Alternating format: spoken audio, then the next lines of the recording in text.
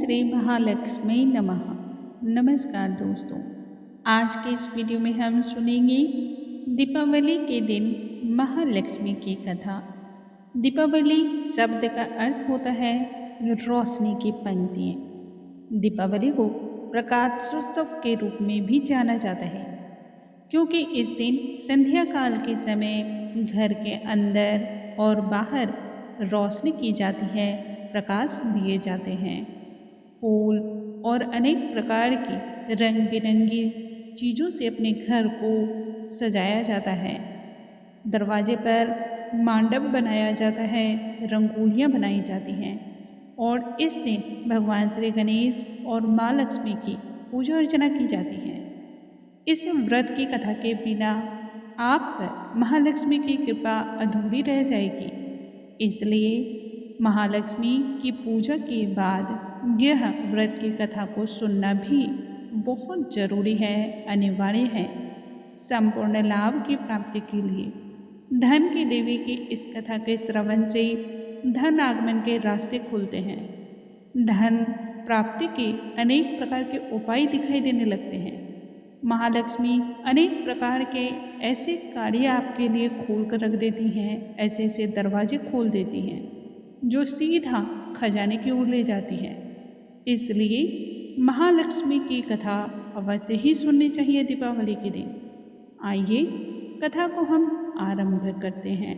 श्री वक्रतुंड महाकाय सूर्यकोटि समप्रभा निर्विघ्नं कुरु मे देव सर्वकार्येषु सर्वदा। ओम श्रीं ह्रीं श्रीं कमले कमलालये प्रसीद प्रसीद। ओम श्रीं ह्रीं श्रीं महालक्ष्मी नमः। एक समय की बात है, एक जंगल में एक साहूकार रहता था। उस साहूकार की एक बेटी थी जो कि सभी गुणों से संपन्न थी। साहूकार की बेटी प्रतिदिन पीपल के वृक्ष पर जल अर्पण करती थी। जिस पीपल के पेड़ पर वह जल अर्पण करती थी, उस पीपल के वृक्ष पर माँ लक्ष्मी का वास था। एक दिन माँ लक्ष्मी ने साहूकार की बेटी से कहा, मैं तुमसे मित्रता करना चाहती हूँ। यह सुनते ही साहूकार की बेटी ने कहा, मैं पहले अपने पिता से पूछूंगी, फिर आपको बताऊंगी। बाद में साहूकार की बेटी अपने पिता के पास गई और पिता से सारी बात कह सुनाई। दूसरे दिन साहूकार की बेटी ने माँ लक्ष्मी से दोस्ती के लिए हामी भर दी। इन दोनों में दोस्ती बहुत ही घनिष्ठ और पक्की हो गई।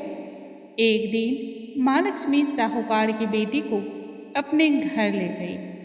माँ लक्ष्मी ने साहूकार की बेटी का खूब स्वागत किया, कई तरह के उसे व्यंजन खिलाए।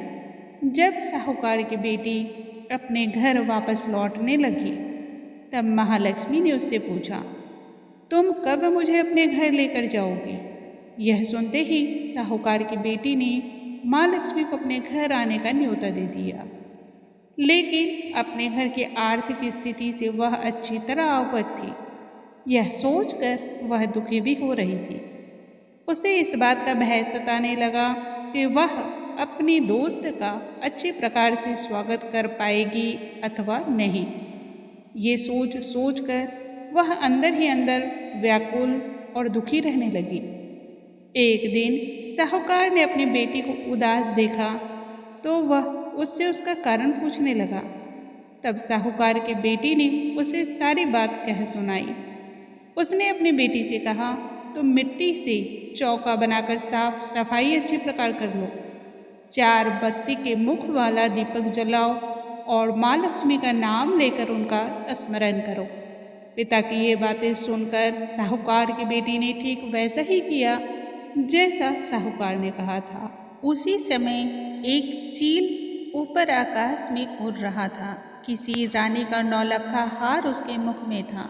अचानक चील के मुख से वह नौलखा हार छूटकर साहूकार के बेटी के समक्ष ही आकर गिर पड़ा।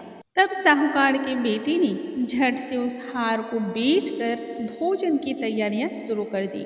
रंग बिरंगे तरह तरह के व्यंजन बनाए, घर को अच्छी तरह लीपा पोता, रंगोली बनाई और वह इंतजार करने लगी। थोड़ी ही देर में भगवान श्री गणेश के साथ माँ लक्ष्मी का भी आगमन हुआ।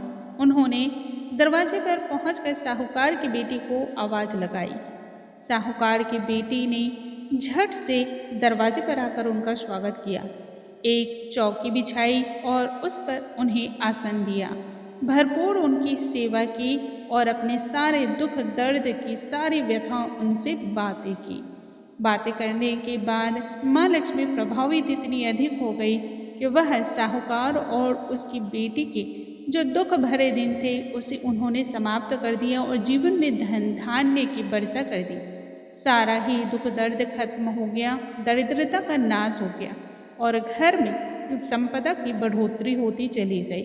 हे लक्ष्मी माँ, जिस प्रकार से आपने साहूकार और उसकी बेटी के जीवन से दुख दरिद्रता को दूर किया, जिस प्रकार से आपने उनके दिन फेरे, उसी प्रकार से हम सभी पर आप अपनी कृपा दृष्टि बनाए रखना और जीवन में चल रही जितनी भी परेशानियां हैं उनको समाप्त कर देना।